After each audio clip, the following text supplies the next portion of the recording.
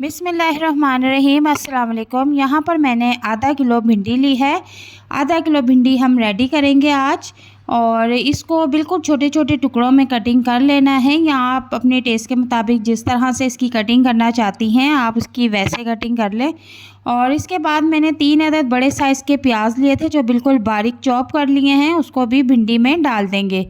इसके बाद मैं इसमें आधी चम्मच हल्दी शामिल कर दूँगी, आधी चम्मच सुरख मिर्च भी इसमें शामिल कर दूंगी। नमक टेस्ट के मुताबिक इसमें शामिल कर लेंगे।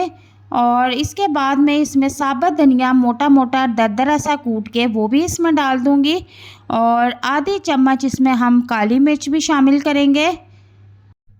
थोड़ी सी हम इसमें कलवंजी भी ऐड करेंगे ताकि भिंडी का जो बादीपन है वो बिल्कुल ख़त्म हो जाए। और कलवंजी का इस्तेमाल खानों में ज़रूर करें। यहाँ पर मैंने थोड़ा सा अनारदाना भी इस्तेमाल किया है, अनारदाना भी इसमें ऐड कर देंगे। आप चाहे तो इसको स्किप कर सकते हैं। 1 चम्मच मैं इसमें लहसुन पेस्ट भी शामिल करूँगी। इसके बाद हम इन तमाम चीज़ों को अच्छी तरह से मिक्स कर लेंगे। नमक मिर्च का हिसाब आप इसमें अपने टेस्ट के मुताबिक भी रख सकती हैं, वरना आधा किलो में मैंने जितनी आपको क्वांटिटी शेयर की है आप उस हिसाब से इसको रेडी कर लें। इसके बाद आपने इन तमाम चीज़ों को अच्छी तरह से मिक्स कर लेना है। तो मिक्स करने के बाद यहाँ पर मैंने 2 से 3 चमची घी लिया है, उसको भी इसमें डाल देंगे। घी डालने का मकसद ये है कि ये भिंडी बाद में आपस में चिपकती नहीं है और बहुत ही मज़ेदार खिली खिली पककर रेडी होती है। तो इसको भी हम अब अच्छी तरह से मिक्स कर लेंगे। अब दूसरी तरफ मैं एक कढ़ाई ले लूँगी और उसमें तकरीबन 1 कप ऑयल डाल दूँगी, या आप ऑयल की जगह पर घी भी यूज़ कर सकते हैं। यहाँ पर आधी चम्मच के करीब मैंने इसमें ज़ीरा शामिल कर दिया है। ज़ीरा अच्छी तरह से कड़कड़ा लेंगे, ज़्यादा इसको पकाना नहीं है। और जब इसकी खुशबू आना शुरू हो जाए तो इसमें अब हम मसाला लगी हुई भिंडी डाल देंगे। चूल्हे का फ्लेम हमने यहाँ पर नॉर्मल रखना है, फुल फ्लेम पे हमने नहीं पकाना।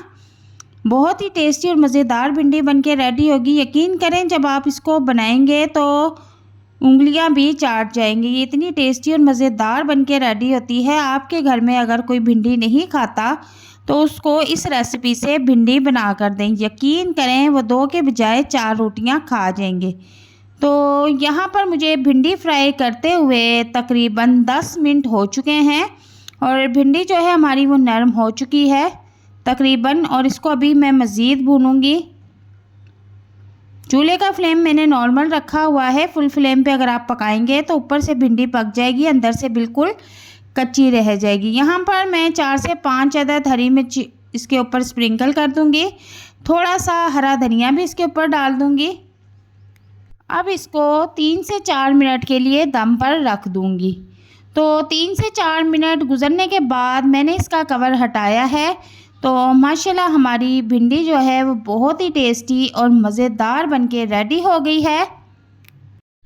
आप एक बार इस रेसिपी को घर में ज़रूर ट्राई करें। यकीन करें ये बहुत ही टेस्टी और मज़ेदार बनके रेडी होती है। रेसिपी अगर पसंद आती है तो इसे लाइक शेयर ज़रूर कीजिएगा।